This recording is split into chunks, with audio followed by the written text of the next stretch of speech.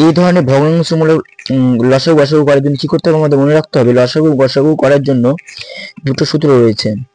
যখন লসাগু বলবে তখন লবগুলো আমাদের লসাগু করতে হবে এবং হরগুলোর গসাগু। একই রকম ভাবে যদি আমাদের গসাগু করতে বলে তাহলে গসাগু করতে গিয়ে কি করতে হবে, আমাদের লবগুলোর উপরে করতে হবে গসাগু, নিচেগুলো করতে হবে লসাগু। মানে যদি লসাগু বলে উপরগুলো লসাগু এবং যদি গসাগু বলে তাহলে উপরগুলো গসাগু এবং বিপরীত নিচেরটা হবে বিপরীতটা। তো চলো এখানে শর্টকাট ট্রিক্সে আমরা কিভাবে লসাগু গসাগু অ্যান্সার গুলো বের করে নিচ্ছি। তো লসাগু এখানে কত রয়েছে বলেছিলাম যে উপরের সংখ্যাগুলো, তাহলে কি করতে বলেছে এখানে আমাদের লসাগু যেহেতু বলেছে লসাগু বের করতে হবে। তো লসাগু সব থেকে আমাদের বড় সংখ্যা ভেবে নিতে হবে। এখানে কত রয়েছে 16। তো 16কে বাকি সংখ্যা দিয়ে কিন্তু ভাঙা যাচ্ছে না। 16কে 16 গুণিত 1 সমান 16, 16 গুণিত 2 32, মানে 516। 5কে যদি 16 দিয়ে গুণ করা যায় তাহলে 516 কত হচ্ছে 80।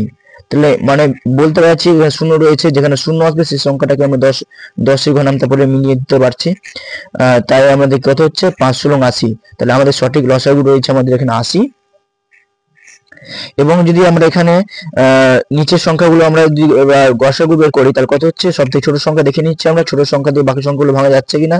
3 দিয়ে 3 কে নামতে পারে, 3 একে 3, 3 থেকে 9, 3 এটা 81, 87 মিলে যাচ্ছে। তাহলে এটা হচ্ছে আমাদের লসাগু 81/3।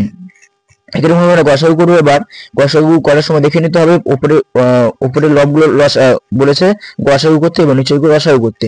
তো উপরগুলো আমরা সবথেকে বড় কি বলেছে গসাগু, সবথেকে ছোট সংখ্যা কত রয়েছে 2।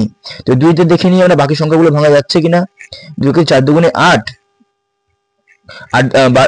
এটা রয়েছে 24, তারপর রয়েছে 10, 5 দুগুণে 10, মানে মিলে যাচ্ছে। তাহলে এটা আমাদের রয়েছে 2, এটা গসাগু হচ্ছে 2। এবার এটা যদি নিচের গুলো আমরা কি করব লসাগু বের করব। লসাগু বের করার জন্য কি করতে হবে, সবথেকে ছোট বড় সংখ্যা হচ্ছে 81।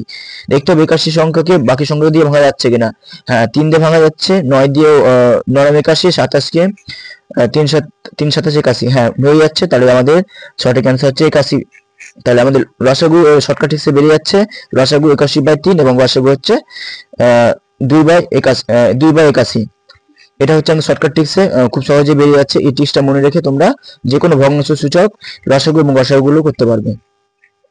তো ধন্যবাদ, সবাই অবশ্যই লাইক শেয়ার এবং সাবস্ক্রাইব করে দিবে।